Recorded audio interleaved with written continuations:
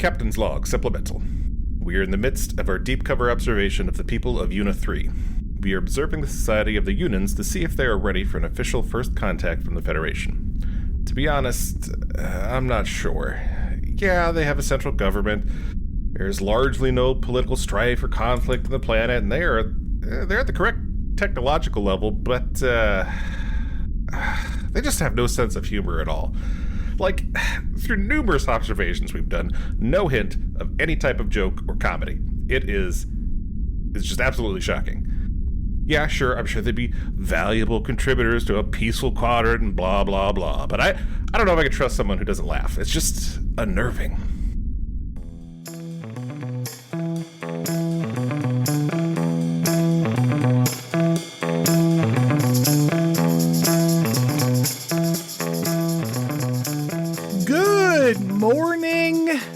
Evening. Vietnam? God damn it. Hello, everybody. Welcome to Captain's Log Supplemental. My name is Stanford. I am joined, as every week, by my two good friends, Chris. Hello. And Rob.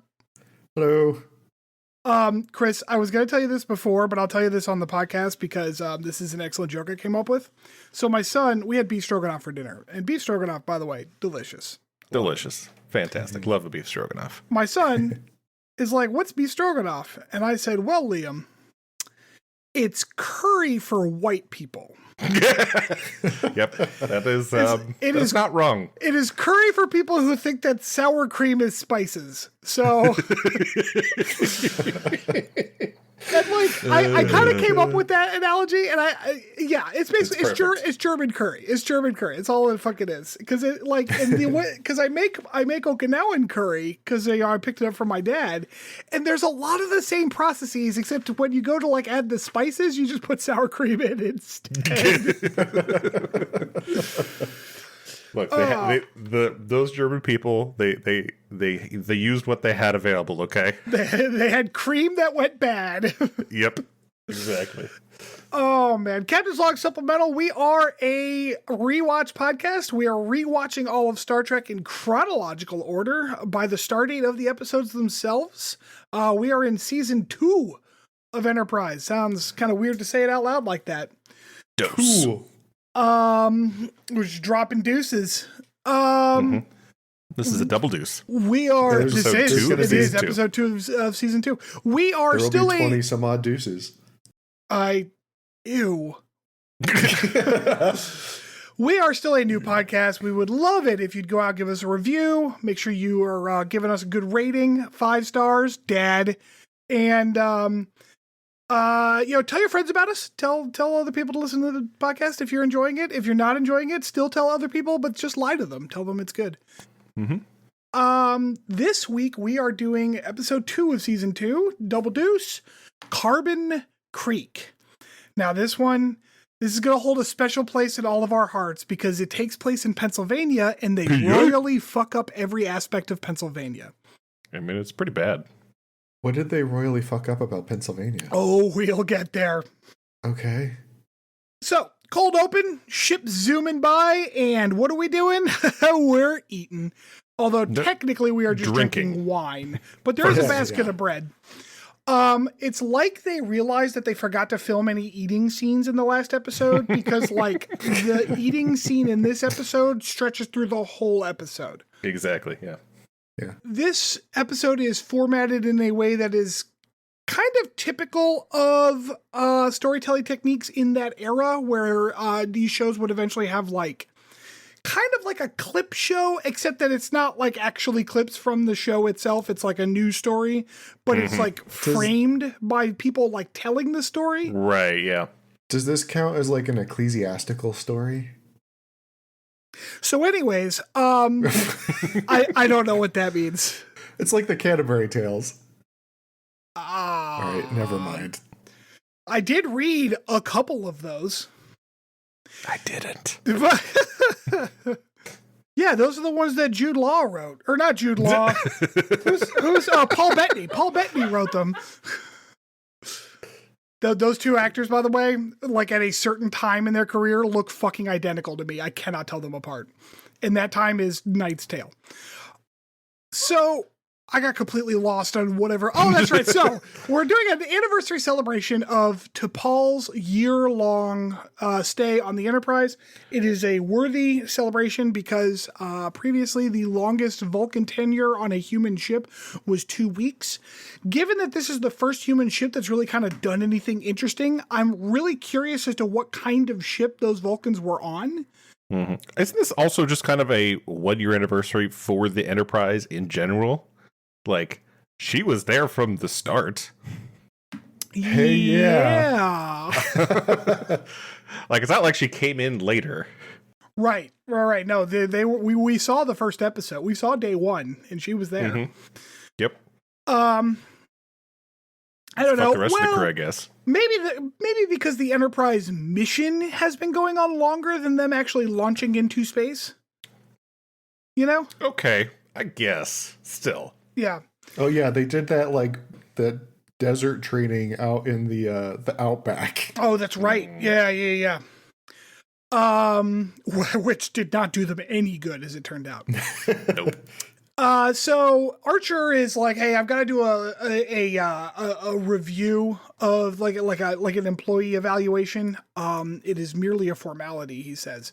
Then he immediately asks an extraordinarily personal question, which is like kind of weird.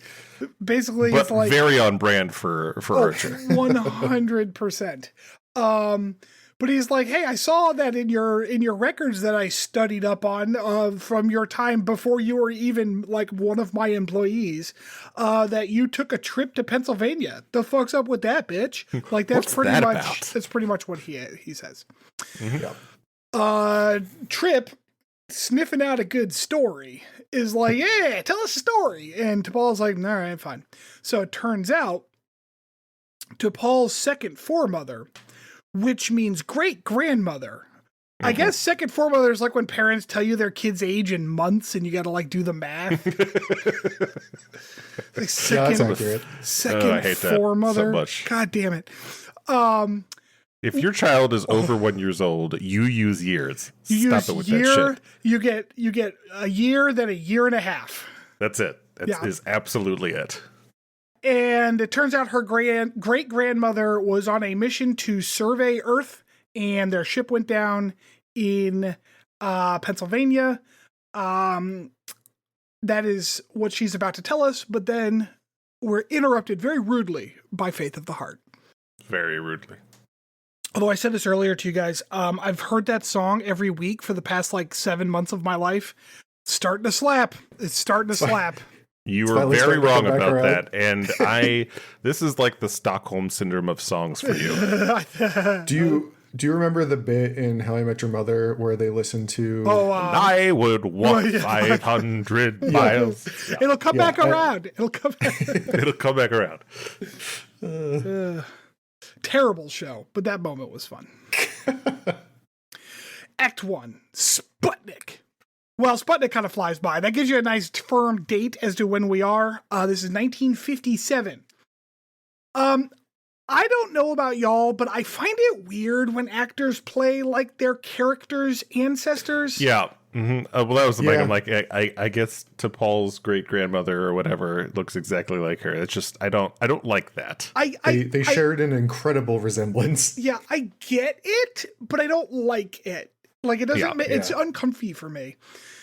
The Vulcan ship's impulse manifold has began to malfunction. That means nothing to me. Like, I know what an impulse drive is, but I don't know why the manifold. I don't know. Can't they use their roll bar? I don't know. Their roll bar. So modern day Vulcan uniforms are bathrobes. Apparently back then so much more badass. The uniforms were just straight up skin tight leather on all crew members. So much like badass leather jackets and shit. So yeah, it was. I think this is why the Andorians and them are fighting, is because the Andorians stole their uniforms. Yeah, if they had landed like a decade later, they could have fit right in. They're really good at it. Yeah. Then we get, and this is going to kind of happen a couple of times, we kind of cut back to Trip and Archer and them talking, and Trip's like, well, hold on there. You said your great-great-grandmother, you're missing a couple of generations, 200 years ago. And Even Archer's like, Vulcans live longer, you dipshit. Yeah. It's like they needed to insert that line to make sure that the audience remembered that Vulcans live a long time. I liked that Archer told Trip that her age was classified information. Yes, my comment on this was, "Oh, never tell a lady's age." Yeah, my note is, why would T'Pol care? Like, why wouldn't she just tell him her age? Her age, by the way, if I recall, is 68, somewhere around also there. Not the first time they've made that joke.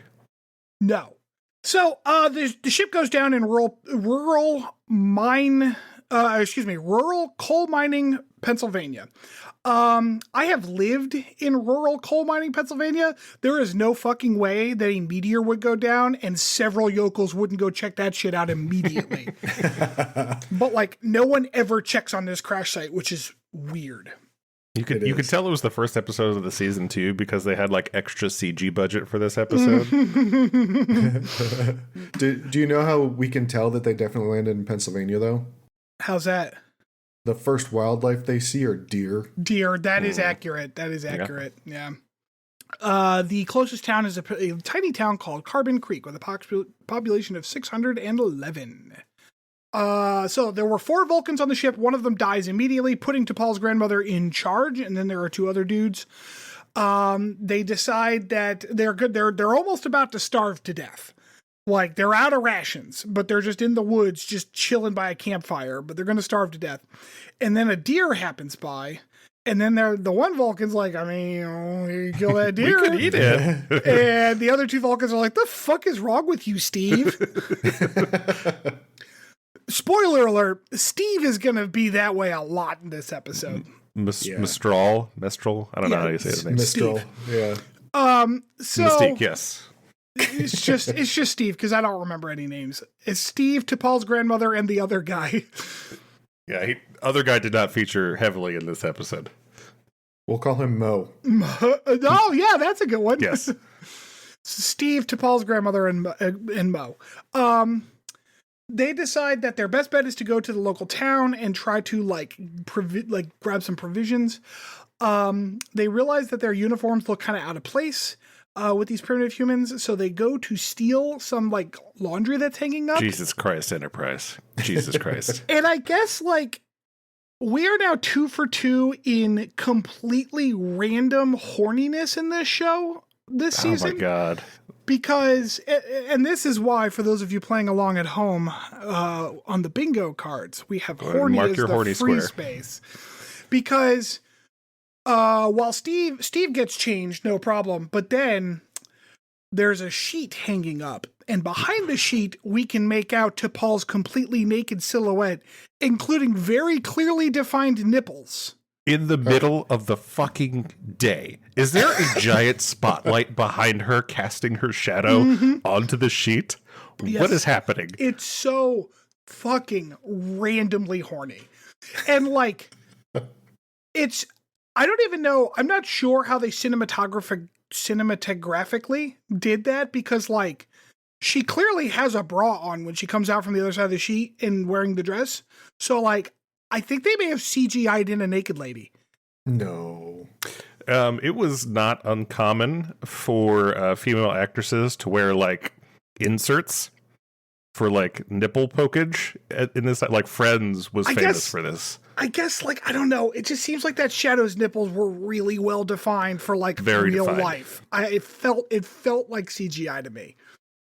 Maybe it was a thing.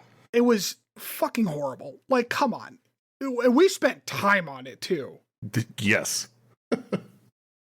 So then they are wandering around the town. One of them's like, it's hard to believe these people were capable of launching an artificial satellite. I don't know why. It's really not that hard. You put rocket fuel in something and then throw it up into the air. It's pretty straightforward, actually.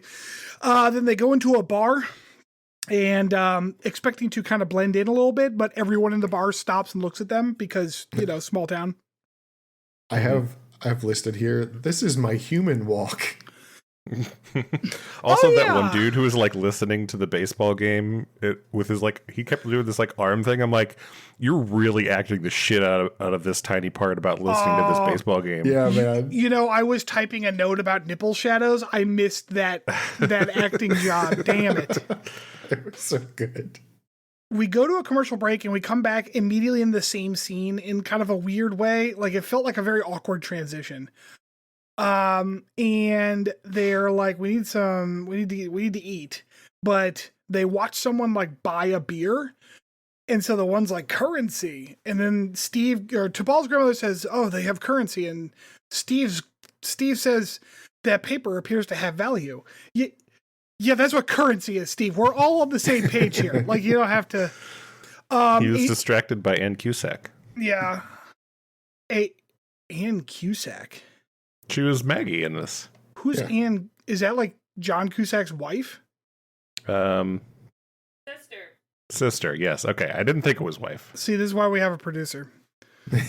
I did not realize that was a person of note. Yes. She's been in stuff. I mean, she's not a hugely famous actress, but she's definitely been in a lot of stuff. She usually plays a very sad female role. It's not inaccurate in this one. Yeah. Mm-hmm. So you're saying that she's in a lot of Hallmark movies? I don't watch Hallmark movies, so I could not tell you, but I'm sure she would fit in. Her 28-year-old high school student wanders by, and there's just this there's a little bit of an exposition dump here about kind of what's going on in town, and just it's just a small mining town, and high schooler wants to go to college. They're saving up for that, yada, yada, yada. They asked for free, whatever's free. They were given a bowl of peanuts, I think. Not even cups of water. Pretzels. Well, were they pretzels? Pretzels. Mm-hmm. And then there's a kind of, I don't know, sleazy's the wrong word. He was actually not too inappropriate, but he was he forward.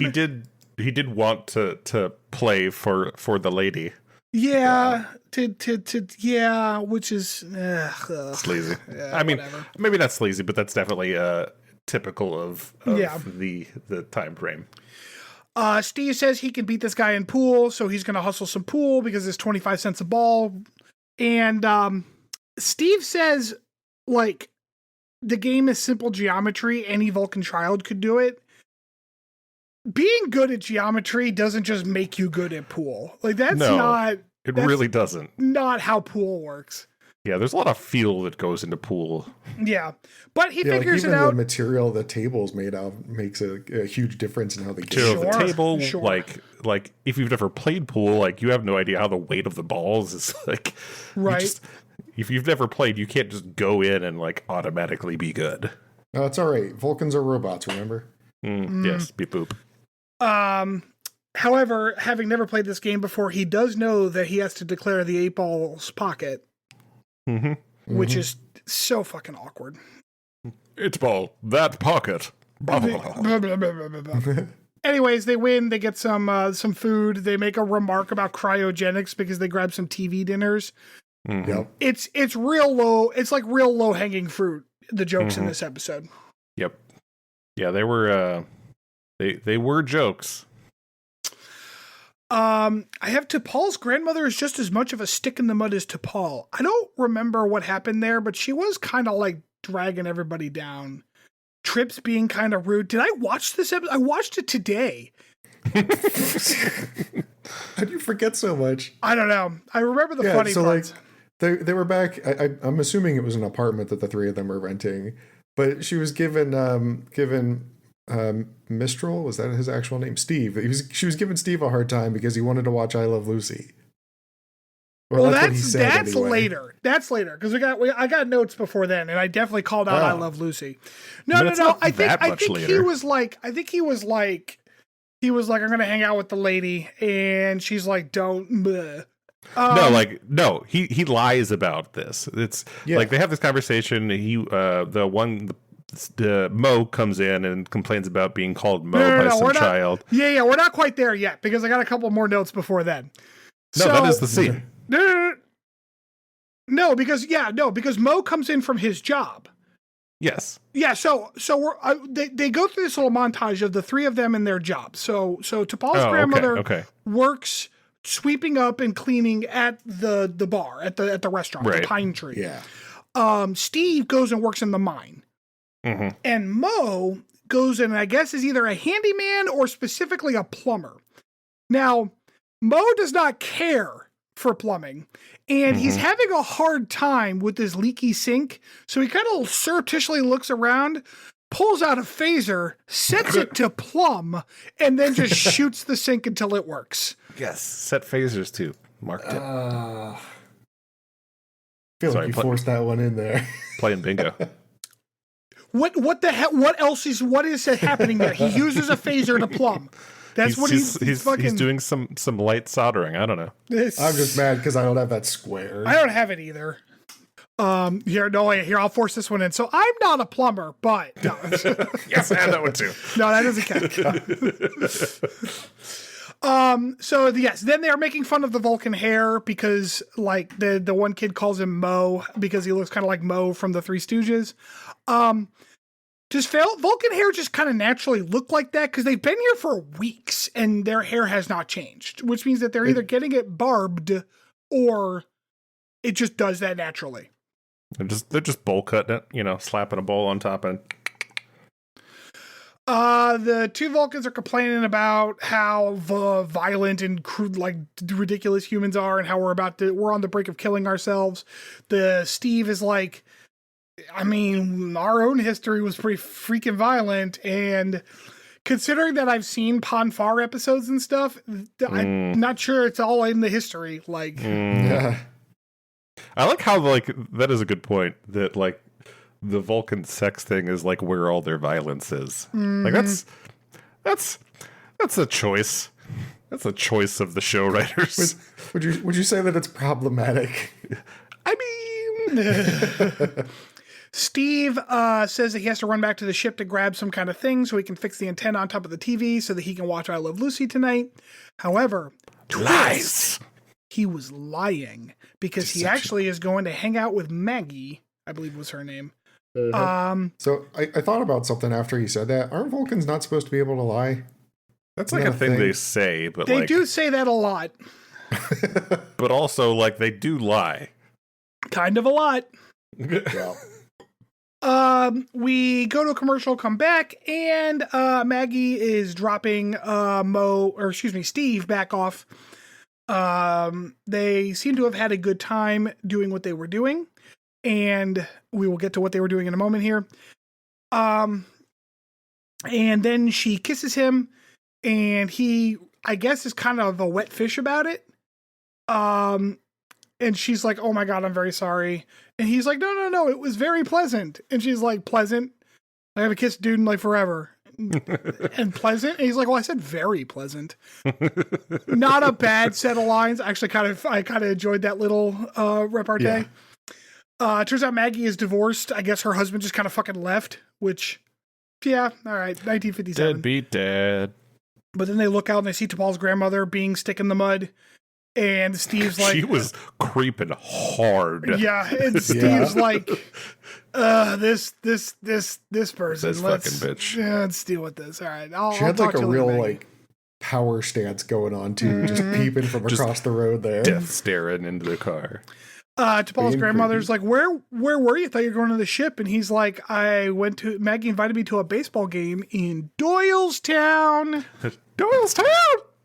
Doylestown is about 20 minutes from here. Mariah used to work actually at the hospital, at Doylestown Hospital. I am very familiar with where Doylestown is. So here's where we're going to get into a slight side trek. I looked up because I'm like, oh man, they actually named a real town. Is Carbon Creek a real place? No. But there is a Carbon County, Pennsylvania. It is over by Pittsburgh. Okay, well, whatever. So I'm like, on Memory Alpha, do they say anything about where this place actually is? And apparently it is on PA Route 138. Oh yeah, our kid was born in Doylestown. I guess that's important too. This town is on PA 138, State Road 138, which is also over by Pittsburgh. Turns out it's because this town was actually a small town near San Bernardino, and it is near California 138. So I don't think the show ever makes a point to actually place it geographically, except for this mentioning of Doylestown. But Pittsburgh and Doylestown are 6 hours apart by today's standards. Yeah, that's a long drive. Like in 1957, it probably would take closer to 10 hours. So that's a long way to go for an afternoon baseball game. So I thought, isn't Carbon County where like Jim Thorpe is? Like south of Wilkes-Barre? Oh, I'm sorry. The PA 138 thing's by Pittsburgh. Yes, Carbon County is where Jim Thorpe is. Okay. Yes, right, I'm sorry. I mixed up my references there. Yeah. So I think they were intending the Carbon Creek to be on this side of the state. She does go to Pittsburgh later, but there's a train ride involved, so I'm willing to like let that kind of go, you know, in terms of distance, because she was on the train for a little bit. But it is apparently there's a sign for like State Route 138 that is nowhere near here. It's the other side of the state. And Pennsylvania is a big state. Plus they're coal miners. There are coal mines over on that side of the state, but like the coal mining side of the state is this one. Like Northeast Pennsylvania is like the coal mining heart of Pennsylvania. Anyways. My grandfather used to run coal from just outside Pittsburgh down into West Virginia. They do have a lot of coal mines out there. Into West Virginia? Or it might have been the opposite way. West Virginia. He ran a coal mining. Like that's their thing. Well, he didn't run it. His dad had a trucking company. Right. So yeah, there a lot of coal would go from West Virginia into Pittsburgh because that's where the steel was made. But a lot of what we mine over there in Pennsylvania is iron. Mm-hmm. Yeah. Yeah, my grandfather was a steel mill worker. He was a steel man, a steeler. Yes, he was a steel man. I think I mentioned before, my great grandfather had standard steel propellers. Great grandfather, I don't know, some old ass dude. But anyways, my family now lives in Northeast Pennsylvania, a place where you have to make sure you turn the light switch on when you go into the basement, because at any time your basement may have fallen into the mines. There's and not even just Centralia, Pennsylvania, but there's also like a coal fire that's just going near Wilkes-Barre. I don't know if you ever saw it, Rob, but you can see the smoke on the one mountain. Yeah. It's pretty cool. That was fun. Okay. So, T'Pol forbids him from ever seeing her again. Whatever. There was you can't tell me what to do, Mom. You're not my mom. It was kind of a dumb conversation, but whatever. And then there's an accident. We kind of cut to like a couple days later, or a few weeks later. There's an accident at the mine, and there's like a collapse. And Steve was working the mine, and he needs to help these guys, so he rushes to the ship. Hold on. Oh, did I miss something? You skipped the part where T'Pol's like reading in the bar, and then like the 28-year-old child comes in and like. That's the note where I have what's the point of this conversation. Yeah, because he wants to study math, and he's horning in hard on T'Pol's grandma. It's building the relationship and you know the care that T'Pol has for the boy. Yes, which does matter at the end. Mm-hmm. It does. But then there's an accident at the mine. Steve wants to help, but I guess he needs a tool from his ship, so he runs out to the ship. T'Pol's grandmother and Mo are like, "What the hell are you doing?" And he's like, "I gotta help them." And they're like, "No, don't do that." He definitely doesn't look dorky with his headlamp on this whole time. Definitely doesn't. Looks very dashing. And they're like, you can't interfere with them. And he's like, it's compassion. And then T'Pol's like, compassion is an emotion. Meh. It's all a lot. We get back to the mine, and Steve is, kind of trying to find a way to get around. I guess T'Pol's grandmother got convinced because she's helping him. Although we didn't actually see the convincing. Yeah, there was not. It was just like, well, I mean, I guess if he's doing it, I'll help. Yeah. I mean, listen, when a 28-year-old high school student asks for your help with their homework, you now love humans. That's all. There's a siren going off all the while. I'm not sure what that siren is accomplishing. I don't know. So my understanding with sirens is like they are used in coal mines to be like, hey, don't go in there, there's gas or whatever. The only experience I have with coal mines and sirens is like the soundtrack to Silent Hill. Hey, yeah. Which is in Central. Well, it's based off Centralia. Yeah. But there's just a siren going off the whole time, and it gets a little annoying. Paul's grandmother leads him to a side passage that will get him close to the miners. I guess they built like a small little cute crawling passage because I don't see a purpose for this particular mine shaft. It's about like 2 feet high. And they get in, he uses his phaser on some quartz and it blows a perfect door shape into the wall, like quartz does. Mm-hmm. And he goes in and rescues them and he's a town hero. Hooray.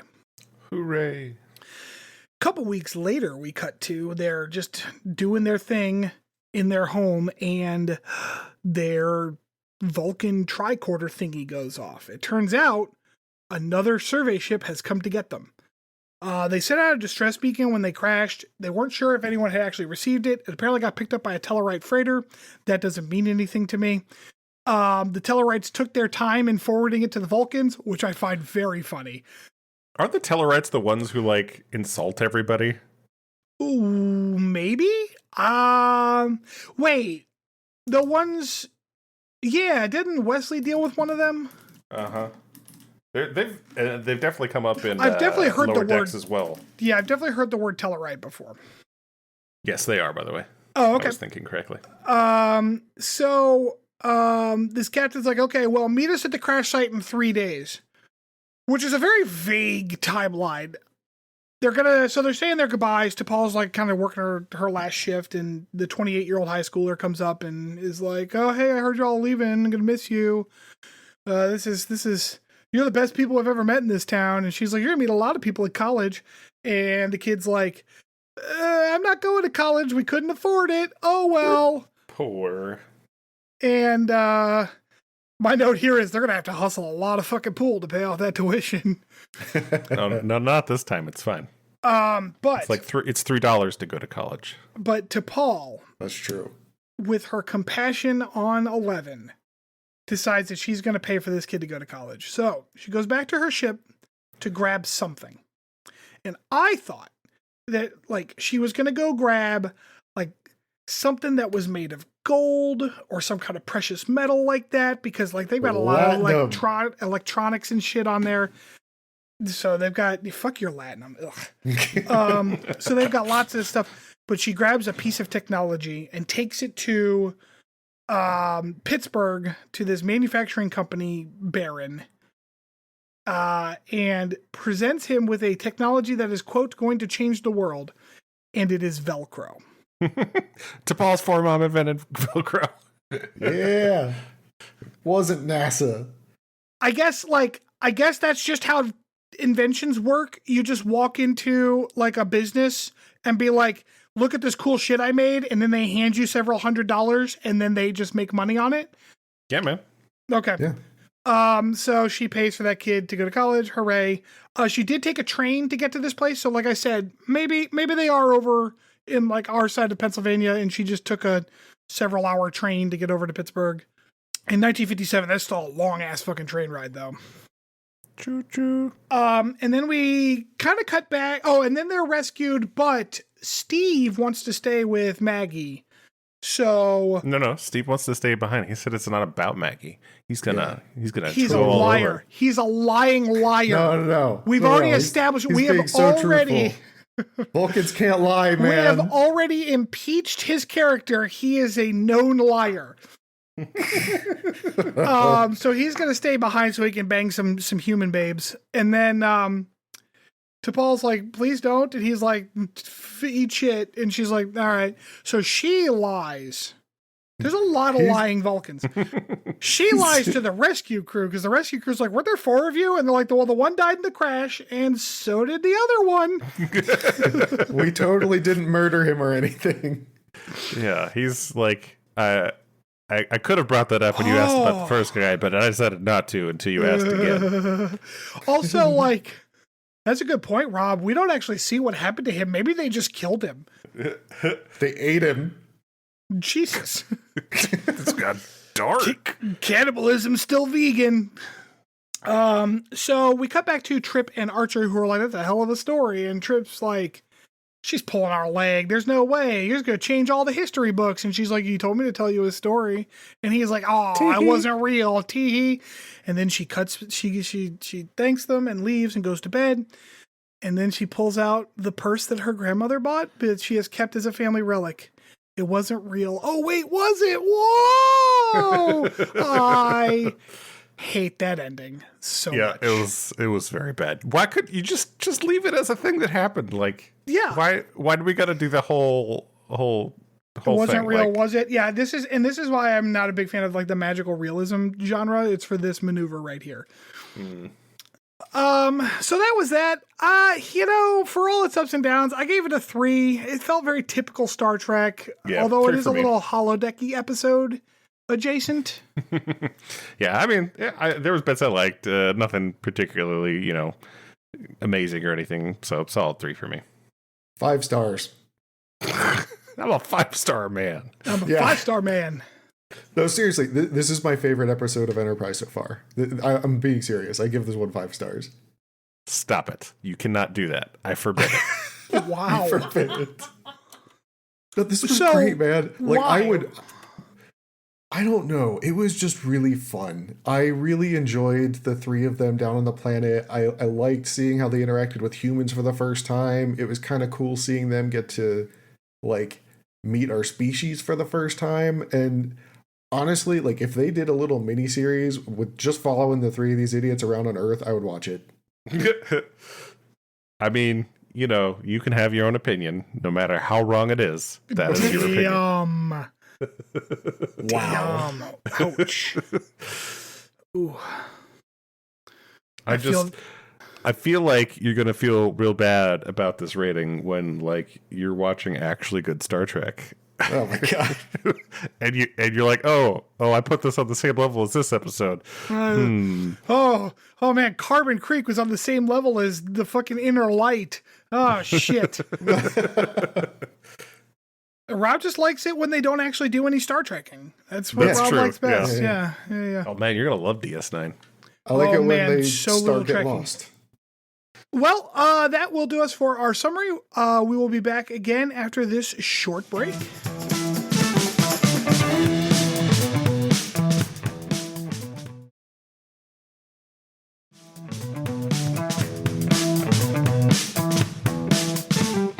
Welcome back. So, today, for our deep dive, we're going to really stretch the definition of Star Trek adjacent and talk about Velcro. Oh boy. So, neither of you knew that I was going to talk about this today, so you are currently going into this blind. What do you know about the history of Velcro without looking anything up? I don't know if it's true or not, but I remember being told that NASA invented it. Okay, why?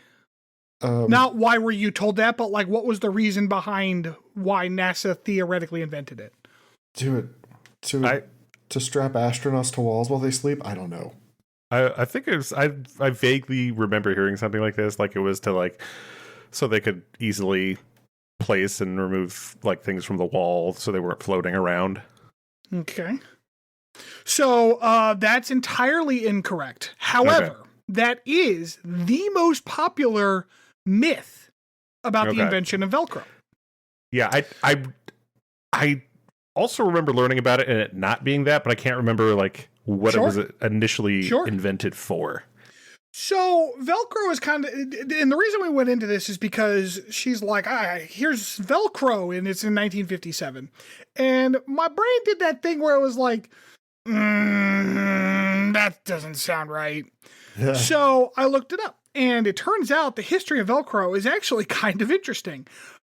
It's one of those things where it is both a result of like steady technological improvement, but also a spark of inspiration that kind of came out of the blue.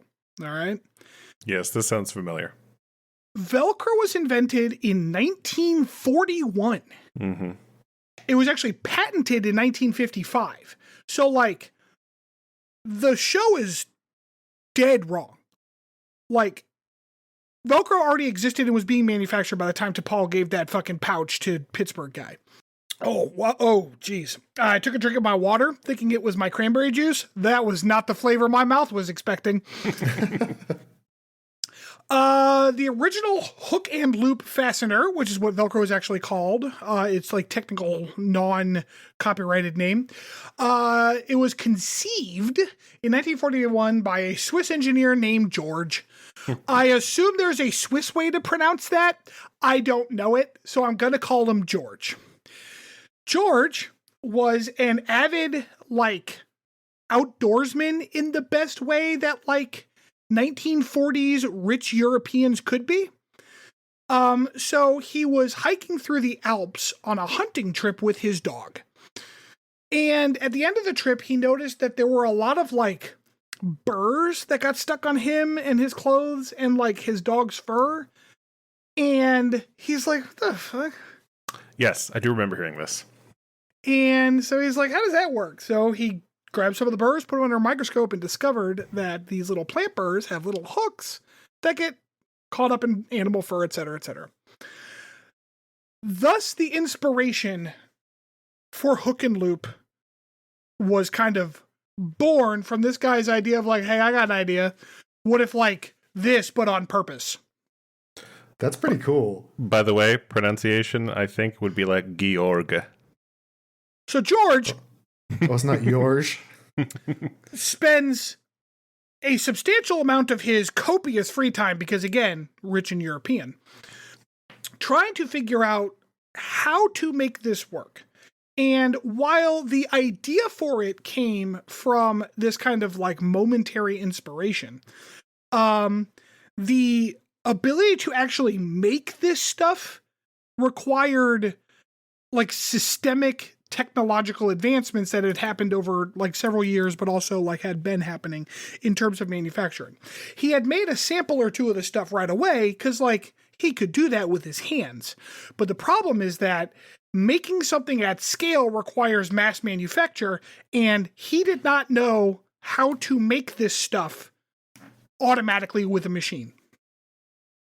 Nylon was a relatively recent thing. And so he started using that after his cotton versions of it failed almost immediately. They would be good for 2 or 3 sticks and then they would stop working. But nylon, because it is actually a kind of plastic, the hooks will stay in shape better, right? So that's how it works. Sure. And he figured out a way to make little loops, but he needed a way to make the hook part. Mm-hmm. Okay. This is fucking bananas. He had these ideas well, if you do it while you're heating it up with UV, it kind of makes a hook shape, but that didn't really work and it wasn't good at scale and da-da-da. So he finally figured out, what if I just cut the tops off? and so it was actually easier to make a machine that would just go back through the looped nylon and just snip the tops. Thus basically creating manufacturable Velcro. Interesting. Do either of you know why it's called Velcro? I also heard the story at one point, but I have forgotten since. Okay. So neither of you know where the word Velcro comes from. It's actually a portmanteau of 2 French words. Okay. The first is velours, which means velvet. Mm-hmm. The second is crochet, which means hook. Sure. Presumably that is where the craft also gets its name, the craft of crocheting. So he, kind of slammed the 2 words together, called it Velcro. That is a patented name. Like I said, the actual name of the device, if you will, is called hook and loop fastener. It took him about 10 years from the moment he was hunting with his dog to the moment where he created a machine that could make this stuff. Submitted his patent in 1951, granted in 1955. In a few years, he started opening shops and stuff. There is an interesting quote here from the extensive Wikipedia articling I did about this.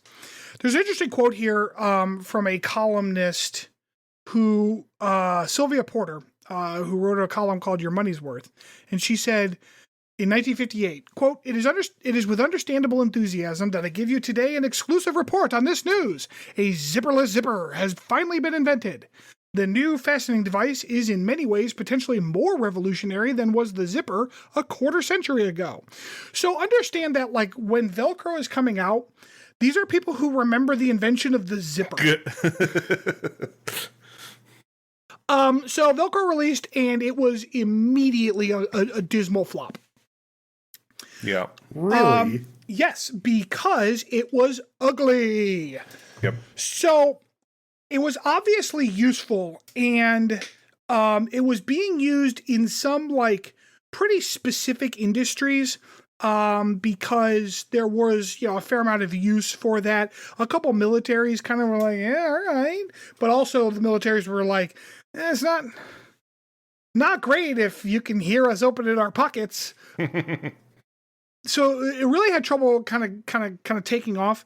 There was some attempts to get it kind of into the fashion industry, but the fashion industry was really having trouble with, like, what am I going to do with this big hideous black strip that like closes my pocket? Because that's all they kind of were at the time. It was actually, and this is where the myth kind of comes from. It was actually NASA that gave Velcro its big break, because NASA realized, oh, hey, this shit is going to be useful in space. Yeah. It is useful in space for a couple of reasons. One, it is good, as you said, for securing things when they are trying to float around the cabin. It's nice to secure things to walls. Rob, it is indeed useful for Velcroing astronauts to beds so that they can sleep. Yeah. The other big thing is that it does not require a lot of dexterity to use, which means you can use Velcro materials when you're in bulky space gloves and things. Right. Oh, yeah. That makes sense.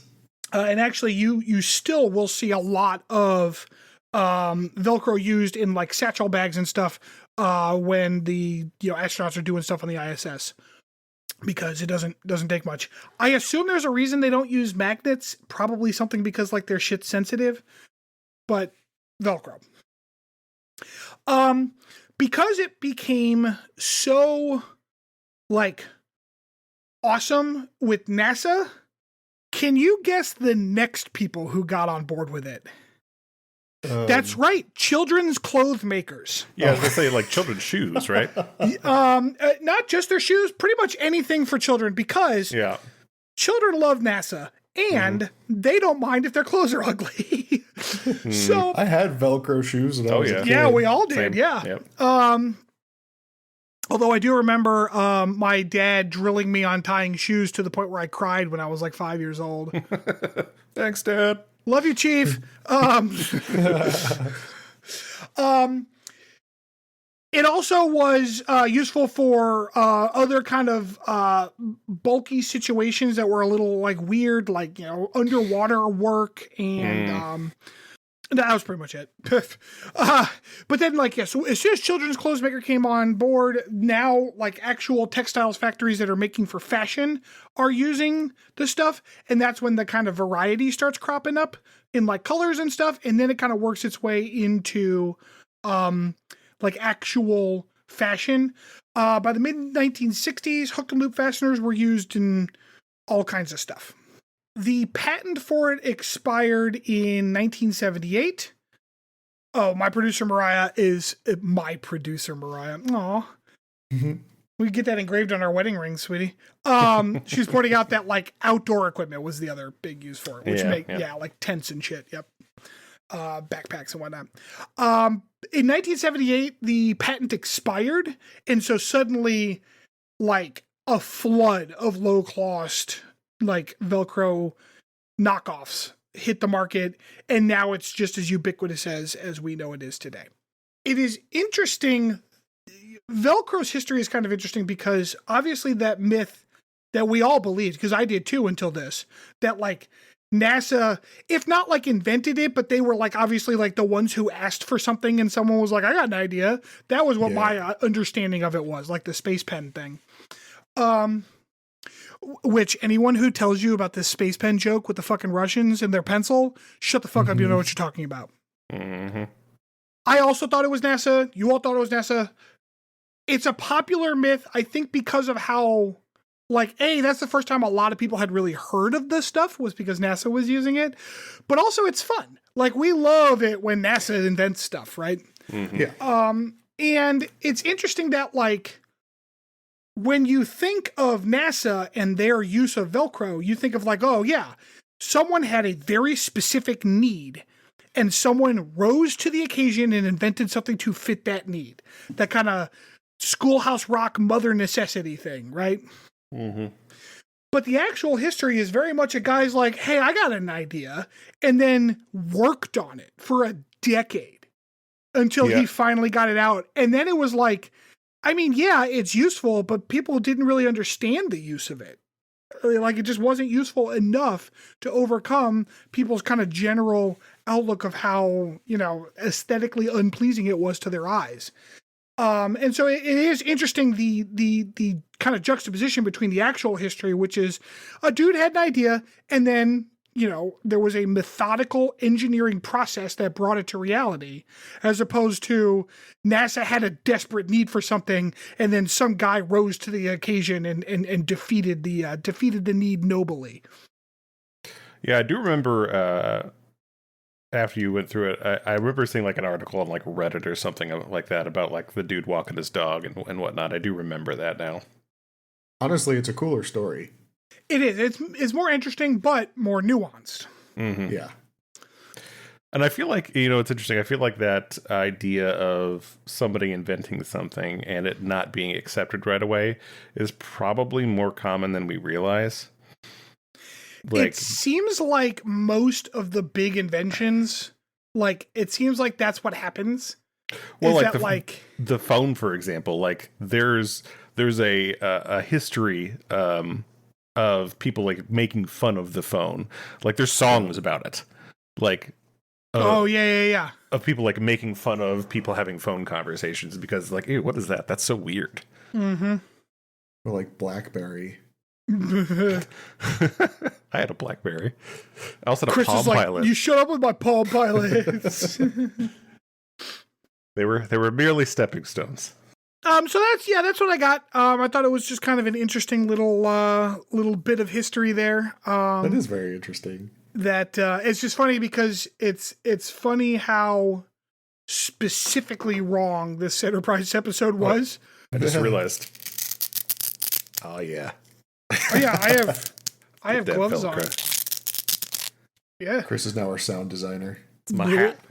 You're wearing a hat right now? No, I had a hat sitting by me. Ah. Tell you what, the audio visualization for that Velcro sound is interesting. Yeah. So that's all I got. We will be back after this little break.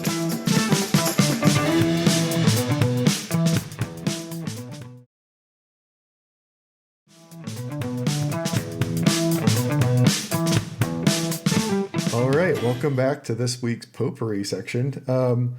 So before we get started on a very fun little game that I have planned for us here, I was checking out Reddit earlier today, and guess what I found out is making its way over to Netflix? Oh no, what is it? Prodigy. Oh, interesting. Really? So it'll be the only Star Trek thing that's not on whatchamacallit then. Yeah, so not only is it moving over there later this year, they've also announced they're creating a new season in 2024. Wow, interesting. Huh. What's the point? Like, Paramount has a streaming service. Why sell it to Netflix? They probably just don't want to pay the hosting fees. Mm. I can't even imagine what that legal contract looks like, though. This is like a Spider-Man, like Sony and Marvel situation going on. Right? It's going to be funny when Prodigy really takes off and Paramount's like, oh, man. I'm not sure that's going to happen. Yeah. That's a decent show. It was all right. I'd like to see season 2, but I never saw it. But now I'll be able to again, at least. There you go. Yay. I'm going to put that back into the schedule for this show. All right. Yeah. I wonder, that's interesting. I wonder if they're going to like have like a separate canon for the show. Like, is that part of Star Trek? Huh. I don't know. I don't know. Anyway, I don't know. When you said you were brought up Reddit, I was like, oh, are we going to talk about some fucking shit from Reddit? Because No. Oh boy, Reddit's got some spicy takes on Enterprise. Yeah, we're. I'm planning on using that in a future segment, but no, this week is going to be a game that I would like to call When Have We Trekked There? So I'm going to go through some locations on Earth that we have visited in other Star Trek episodes. I'm going to exclude San Francisco because literally every season of every show has a San Francisco episode. But instead, I'm going to list off some locales, and I will ask both of you what Star Trek show Okay. All right. paid that location to visit. All right. So, are they always in the past? No, some of them are contemporary with like Star Trek happenings. Okay. All right. First up, Broken Bow, Oklahoma. Well, shit. Enterprise. Oh man, it's Enterprise, right? Yep. Oh man, I'm so good at this game. Starting us off with an easy one. Yep. Softball. Next up, New Orleans, Louisiana. It's got to be DS9. DS9 has to be. Yeah. That's Cisco's restaurant. Yep. Oh god, jambalaya. Oh, I'm making squash soup for dinner tomorrow. It's gonna be so good. Sounds delicious. This one I would be very surprised if either of you get because I did not know this happened. Salem, Massachusetts. Oh, Crap. Salem, Massachusetts. God, it's ringing a bell too. Is that original series? I think it's DS9. Chris is closer. It's the animated series. Oh. So there's an episode where they wind up like being teleported into an alternative world where like magic is real and Spock winds up learning how to use it. What is the animated series? Wild. This show is fucking bananas, man. It's so weird. Next one. So there are a couple potential answers to this, but if you get either one, I'll give it to you. Bozeman, Montana. A Star Trek. You said Bozeman, right? Bozeman, Montana. Well, they're in First Contact, obviously, in there. Yep. They also visit it in Lower Decks. Yep. Mm-hmm. They there is a brief scene there in the Mirror Universe episode of Enterprise in season 4. Interesting. Those are the ones I know of off the top of my head. Yep, you nailed it. Okay. Los Angeles, California. Picard. Voyager. Pretty sure That's Picard's through. That's the one where they go to see one from Picard. That's the one where they go to LA and it's like, Captain, it's the year 1997, and then all the like actors like wink at the fucking camera. Like it's so bad. Stanford, you've seen Picard. They go to LA, right? In the second season, when they go back and like what's his dick stays there? That was San Diego. Not San Diego. You mean San Francisco? Was that San Francisco? No, it wasn't San Francisco. It was down closer to the border. I don't think it was LA. Because it was like California. It was definitely California. I don't think it was LA. There's a lot of California locales. Yeah. There's a lot of California. Yeah. There is. It is a big state. Chris is furiously Googling because he wants that point. Well, I just want to know where it was now. If you can find it, I'll give you the point. Does it? Wait. Doesn't there's that DS9 episode that goes to LA too, or is that San Francisco? There's a whole bunch of San Francisco in DS9. Oh, okay. Maybe that's the one. No, it is Los Angeles. Yeah, it's Los Angeles. Which one? In Picard, yeah. Oh, okay. Well, then you will get a point there, Chris. Oh, Rob loses at trivia. Yes! No! I hate both of you. I'm not using that for myself. Screw you guys. La Barre, France. Sorry. Okay. Next Generation. Oh, hold on. Wait, was it again? La Barre, France. I think that's Next Generation and Picard, actually. That Picard does take place on his chateau a couple of times, yeah. Yeah. Chateau Picard is in La Barre, France. That's where Picard's family's from. That's also where he returns back in the TNG episode Family, like after the whole Borg thing. For he's actually he's also there at the very end of TNG in the last episode. He's also there briefly in the ribbon on Generations. That's where he has Christmas. Oh yeah, that's right. You're right. Yeah. Toronto, Canada. Ooh. Toronto, Canada. Oh, wait, is that the DS9 one where he's the writer? No. Is that Strange New Worlds? It is Strange New Worlds. Boom! Yes! Nicely done. Oh, that's right. That's right. I remember that now. Yeah, that's where La'an and Kirk wind up. Yep. Right, because that show is filmed in Canada. Yeah, okay. Roswell, New Mexico. DS9. Oh, DS9, yeah. DS9, that's correct. New Zealand. Oh, Voyager. That is correct, Stanford. Yeah, that's where Paris was in prison. Yep. Yeah, exactly. In the Caretaker episode. So you know your Voyager better than I do. God damn. All right, caught back up. Tied 7-7 here. Did you give Chris that point for his Picard LA bullshit? I did, yeah. What bullshit? That is 100% accurate. New York City. New York City. New York City. Get the rope. Original series? Mm-hmm. That would be my guess as well. I can't think of any other time they went to New York. Yeah, they wound up there twice in the same. I think it's the same season. It was The City on the Edge of Forever. Right. Yeah, that's what I was thinking of. Yeah. Interesting. I wonder if it was filmed there. It was Dizzy Lou Productions, so they may have been based out of New York. Although I thought they were based. No, they may have been based out of New York. I don't know. They may have been based out of Chicago, though. Detroit, Michigan. Detroit, Michigan. Detroit. RoboCop. Shit. Hold on. I know this. That's not the DS9 one with the. I know this with the quarantine zone thing, right? No, that's California. It's California. Yeah, I saw that one on here. Shit. What is it? God damn it. Is that Enterprise?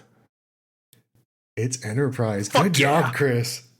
When did they go to Detroit? Fuck yeah. Damn. Yeah, there's like this weird episode where they like go back in time. I think it's like the third season, maybe? Yeah, it was either the third or fourth. I can't remember. I was looking at it earlier. There's a Xindi reptilian invasion or something. That doesn't mean anything to Rob.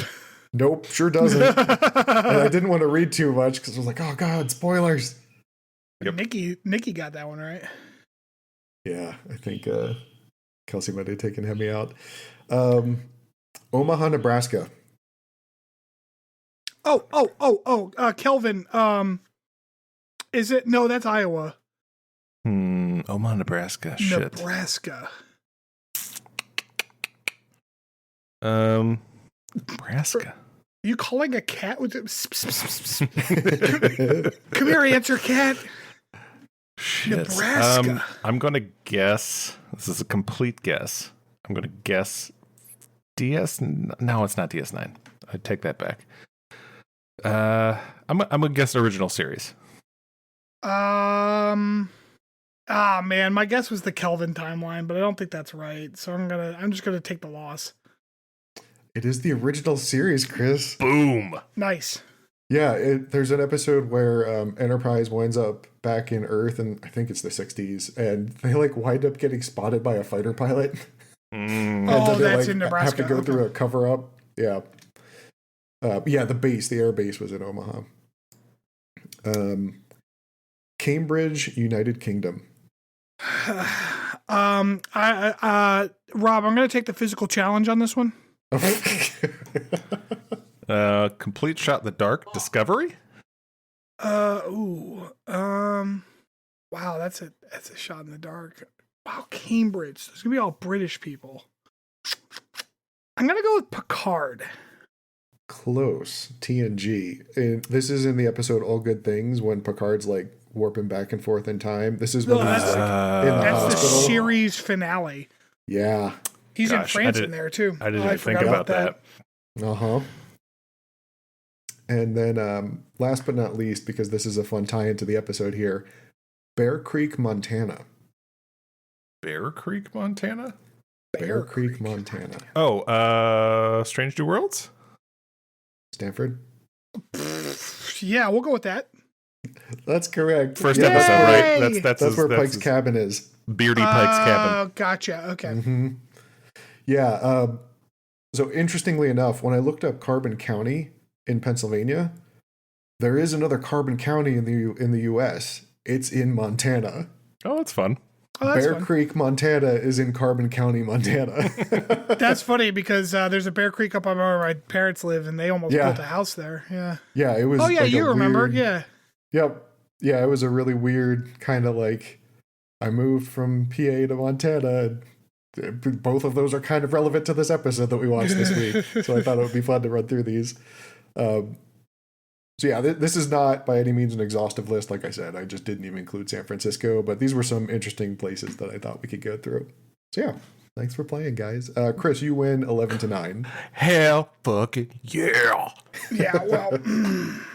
And I somehow managed to lose. So and how many was it out of? Was it like 14 or 15? 15 total. Yeah. Okay. That sounds very good. 9 out of 15 is awful. Fuck me. Yeah, I mean, I will say, like, usually those kinds of episodes are like some of my least favorite, so I'm not surprised. Yeah. Because they're definitely holodeck adjacent. Holodeck adjacent episodes, yeah. I like the Cisco's episodes in DS9 though. I did too. Well, they went to New Orleans. That was like contemporary. Like he just went there and talked to his dad. Yeah. Yeah. All right. Well, thank you everybody for joining us for another week of Captain's Log Supplemental here. Like Stanford mentioned at the top of the episode, if you're feeling frisky, go ahead and give us a like, a subscribe, some reviews and ratings on whatever your podcast distributor of choice would be. Will help promote us and get us some additional viewers, and we'd really appreciate it. Have a nice week, everybody. Bye-bye.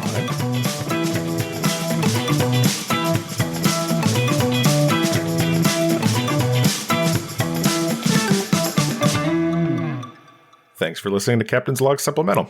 You can follow us on Twitter at PodCLS or send us hate mail at podcls3@gmail.com.